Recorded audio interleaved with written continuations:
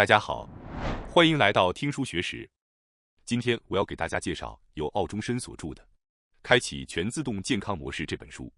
本书推荐给那些想了解如何通过姿势让身体发挥原本功能的人。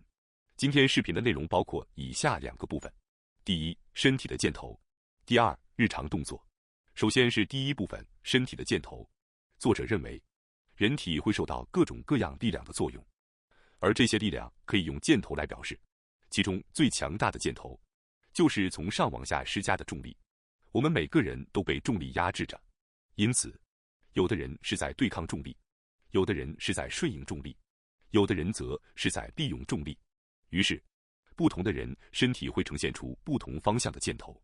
重力的箭头无法改变，但自己的身体箭头是可以改变的。而了解身体的箭头，其实就是最顶级的身体控制能力。其一，让骨盆旋转。A 是严重驼背， B 则站得挺拔利落，看起来非常帅气。两者的差别是什么呢？其实只是骨盆角度不同而已，仅仅如此，就会产生这么大的差距。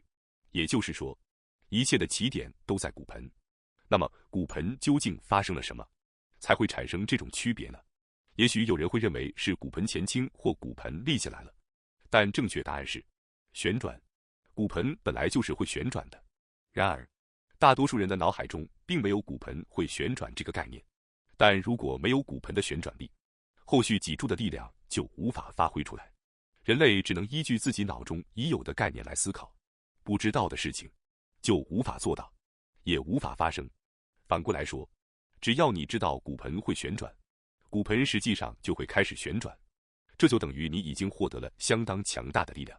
接下来我们再来看看，这种旋转会产生什么样的力量。其二，压缩脊柱。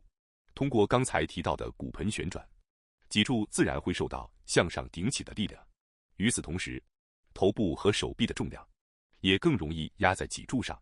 也就是说，脊柱会处于这样的状态，下方有向上顶起的力量，上方则有头部和手臂这些沉重部位向下施压。于是，脊柱就会同时受到上下两方向的压缩。我们从小就被教育要挺直背，但作者认为那其实是错误的。背部之所以会自然伸展，是因为骨盆旋转后把脊柱向上推起来的结果。如果只靠脊柱本身去硬撑出好姿势，反而会损伤身体。也许有人会想，把脊柱压缩不会增加负担吗？但实际上，这反而是最能保护脊柱的力量。脊柱其实是由一节一节分开的骨头连续组成的，如果从上下两端将其稳稳压住，它就会被牢固固定并变得稳定。这一点其实很容易想象，脊柱只有在被上下压缩之后，才能真正作为支柱发挥功能。而这种压缩力量，正是通过骨盆旋转产生的向上力量，以及头部与手臂在重力作用下产生的向下力量，共同实现的。其三，把胸口向上顶起。骨盆旋转所产生的力量，会把身体很多部位向上顶起，其中最重要的就是胸骨的上顶。胸骨是位于胸部正中央的骨头，当骨盆旋转时，脊柱会上升。与此同时，背部也会朝身体中心方向，也就是前方移动。这2个动作结合之后，就会产生一个斜向上的推力，把胸骨向上抬起。当胸骨被斜向上顶起时，肋骨也会随之被抬高。而肋骨一旦上升，横膈膜与肺部就能获得自由，呼吸也会变得更深更轻松。只要骨盆旋转，并持续把脊柱向上推，其实根本不需要什么特殊呼吸法，良好的呼吸自然就会发生。那么反过来说，人会变成什么样呢？如果脊柱无法作为支柱发挥作用，手臂就会不断向前下方坠落，而代替脊柱充当支撑物的，则变成了肋骨。于是，这种压力也会施加到内脏上。不仅如此，那些不断下坠的手臂还会拉扯颈部肌肉以及肩膀周围的肌肉。由于这些力量长期持续存在，肌肉为了应对，就会变得僵硬，持续用力支撑。这就是所谓的肌肉酸痛与僵硬。只要把脊柱向上顶起，让上方沉重的身体部位正确的落在脊柱上，手臂自然就不会下坠，僵硬也会消失。无论是肩颈酸痛的人，还是腰痛的人，其原因大多数都是没有把骨头当成骨头来使用，于是本该负责产生动作的肌肉，却不得不过度努力地承担支撑工作。作者认为，这实在是太浪费了。请回想一下，让骨头真正发挥骨头作用的起点，就是骨盆的旋转。只要骨头能够承担起作为支柱的职责，肌肉就能专注于它原本的工作，制造动作。仅仅如此，你的身体就会开始发挥原本的力量。说到这里，大家应该都听过腰反弓不好。看到这里的插图，也许有人会觉得，这看起来不也是反腰吗？真的没问题吗？但所谓反腰的真正问题在于，虽然腰部已经反起，并成功产生了骨盆旋转，但这股力量却没有传达到胸骨，也就是说，力量在脊柱途中断掉了。如果骨盆旋转产生的力量能够通过压缩脊柱，进一步连接到向上顶起胸骨的力量，那其实是一件非常好的事情。其次，其实很重要的驼背，经常被当成坏姿势的驼背，作者却认为它并非绝对的坏事。首先，驼背其实是一种非常放松的姿势，也就是说，在休息放松的时候，驼背其实没有问题。反过来，如果一个人过度认为驼背绝对不好，这种想法本身就会形成压力，让自己无法真正放松，而这反而更伤身体。既能通过骨盆旋转做出真正良好的姿势，又能够毫无顾虑地进入驼背放松状态，这样的身体才是健康的身体。不过，当别人被要求做出驼背时，很多人只是把头和肩膀往下垂，但骨盆和背部其实完全没有动，那并不是真正的驼背。好的驼背诀窍在于，像猫一样，把臀部向后下方旋转沉下去，这里的起点依然是骨盆，它是朝着良好姿势相反的方向旋转。也就是说，驼背其实同样需要骨盆旋转，能够通过臀部旋转下沉自然进入驼背的人，说明骨盆非常柔软灵活，起舞八字形的身体。接下来，我们终于要进入这套身体理论中最核心也最重要的部分，作者把它称为终极的箭头。如果把前面提到的骨盆旋转、脊柱压缩、胸骨上提、重力利用、骨架支撑，这些全部整合在一起，身体最终会进入一种什么状态呢？答案是，身体内部的力量会开始彼此循环。作者把这种状态称为八字形的身体。为什么叫八字形？因为身体里的力量不再是单向、断裂、局部用力的，而是会像数字8一样，形成上下交错、彼此连接、持续循环的流动。一旦这种循环建立起来，身体就会进入一种自动稳定、自动支撑、自动运转的状态，这才是真正理想的人体结构。很多人的身体其实是断掉的，什么意思？比如腰部用力，胸口却塌陷，胸口抬起来了，脖子却紧，肩膀打开了，下半身却不稳定，站姿挺了，但腰反而更酸。为什么会这样？因为力量没有形成循环，它只是局部硬撑。力量一旦无法循环，身体某个部位就会过劳，最后局部肌肉开始代偿、紧绷、疼痛。而八字形身体的重点就在于让所有力量彼此连接起来。首先，我们来看下半身这一圈循环。作者认为，一切的起点来自腰椎向前进入的力量。注意，这并不是挺腰，而是一种腰椎自然进入身体中心的状态。当腰椎进入后，力量就会继续向下传递，接着骨盆会开始朝斜下方旋转沉下去。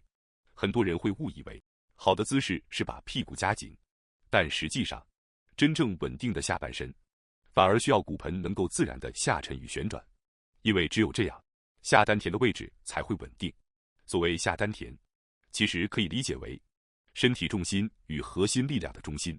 当骨盆向斜下方旋转后，下丹田也会自然朝斜下方形成方向性，于是力量会继续传到髋关节，接下来髋关节会被向后推，而髋关节一旦向后进入，臀部就会自然被抬高。这里非常重要，很多人为了翘臀，会主动夹屁股、收臀，但作者认为，真正健康的臀部并不是夹出来的，而是骨架与髋关节位置正确后，自然被吊起来的。这是一种结构性的上提，而不是肌肉性的收缩。接着被抬高的臀部，又会继续把力量传回骨盆，于是骨盆与腰椎再次被提升，最后力量重新回到腰椎向前进入。看到这里你会发现，下半身的力量已经形成了一个完整循环，它不再是断裂的，而是会不断自动运转。接下来还有另一个更重要的循环，也就是上半身的循环。当骨盆与腰椎被提升后，力量不会停止，它会继续向上传导。首先，肋骨会被提升。很多人长期胸口塌陷，并不是胸肌问题，而是下方根本没有力量把肋骨托起来。一旦下半身循环建立，肋骨自然就会上升，接着胸骨会被向上抬起。注意，这里不是刻意挺胸，而是胸骨被身体下方力量自然托起，这两者完全不同。主动挺胸通常会造成胸部僵硬、腰部紧张，而真正的胸骨上提是一种轻盈、自然、没有压迫感的状态。随后，力量会继续传到肩膀与颈部，于是肩膀会自然向后展开，脖子也会回到正确位置。很多人肩颈僵硬，其实并不是因为肩膀太弱，而是因为头部重量没有正确落回脊柱，于是肩膀只能拼命帮忙吊着头，时间一久，当然会酸痛。但当八字循环形成后，头部重量会自然从上方向下沉，这个下沉非常关键，因为它并不是压垮身体，而是与下方骨盆向上的力量彼此平衡，于是头部的重量最后会重新汇合回腰椎，再次形成腰椎向前进入的力量。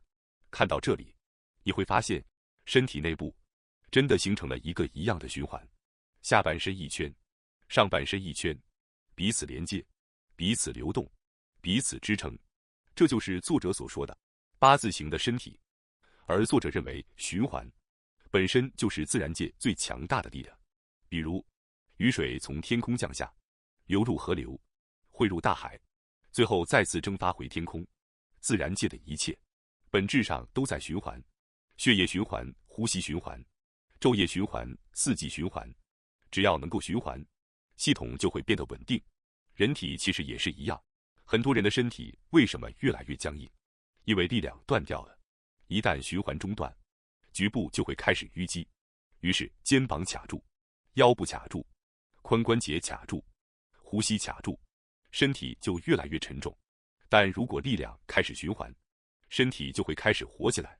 最重要的是，一旦身体进入这种循环状态，你就不再需要努力保持好姿势，因为真正好的姿势根本不是靠意志力维持的。